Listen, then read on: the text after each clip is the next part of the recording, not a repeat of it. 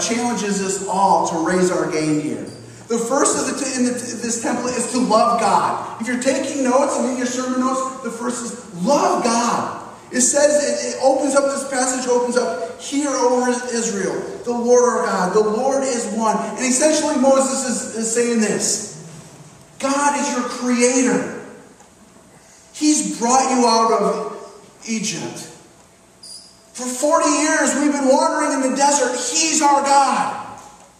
He loves us and He cares for us. And He is our creator.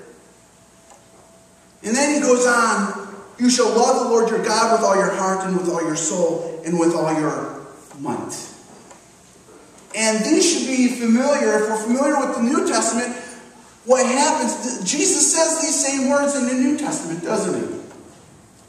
He's teaching in the temple courts, and the Pharisees and the Sadducees, they're trying to trap him, and he says this, and they ask him this: "Oh, great teacher, what's the greatest commandment?" They're trying to trap him. And he says, you know what the greatest commandment is? Love the Lord your God with all your heart, with all your soul, and with all your mind. The next is like it. Love your neighbor as yourself. And he says this about these two things. All the law and prophets, the whole Old Testament, hang on these two things. Loving God and loving others. They hang on them. Great Pyramid starts with us loving God. It starts with us loving God. The next in the template is this: live His word. Live His word. Moses says this: and these words that I command you today shall be on your heart.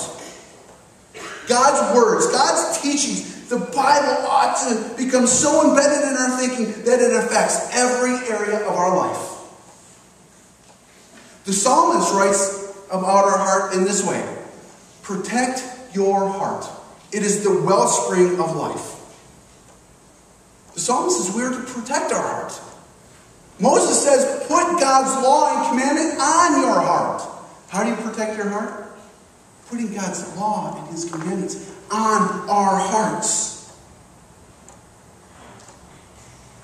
Then we will have life. It is the wellspring of life. We are to live His word. First, we are to love God. Second, we are to live His word. The next in this temple is this: teach your children to do the same.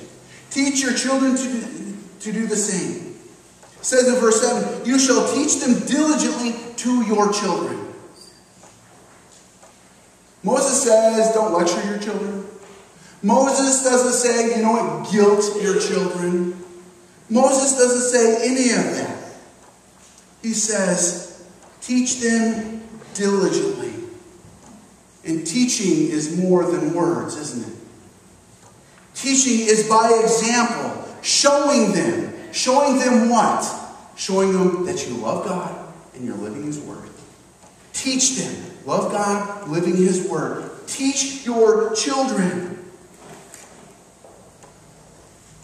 Show children how you live your life by the love that you have for God. And you know what Moses says about this stuff? Teach it to generation after generation after generation after generation after generation. This is not just a one-time thing. We are to constantly be teaching our children this. We are constantly be teaching our children. Moses goes on in this passage. He says, you shall talk to them when they sit in your house, and when you walk by the way, and when you lie down, and when you rise. God's way should be at the center of every aspect of our lives. In every aspect of our families. God's way should be right in the center. Easy to say, hard to do, isn't it? Very easy to say, and it's very easy for me to sit up here and say, this is what we're supposed to do. It's very hard to have it play out. Very hard to play out. And we'll get into that. Basically, he's saying, when you walk, when you're driving, when you're tucking into bed, and before you go to school in the morning, and when the evening comes, God's laws, God's commandments, God should be at the center. The Lord should be at the center. That everything that we do as a family, the Lord should be at the center. But we don't do that, do we? We live compartmentalized lives. We have our church life, and then we have our work life, and then we have our family life. And all these are compartmentalized, and extracurricular activities if you're involved in anything. And they're all separated, and they're all compartmentalized. And Moses is saying, no. Break down the barriers to our compartmentalized lives and let the love of God penetrate every single aspect. Starting with our families. Love God. Live His Word. Teach your children to do the same. Love God. Live His Word. Teach children by example. Love God. Live His Word. Teach children by example. Say that with me. Love God. Live His Word. Teach your children by example. That's the template. That's the template that God sets before us to raise good decision makers.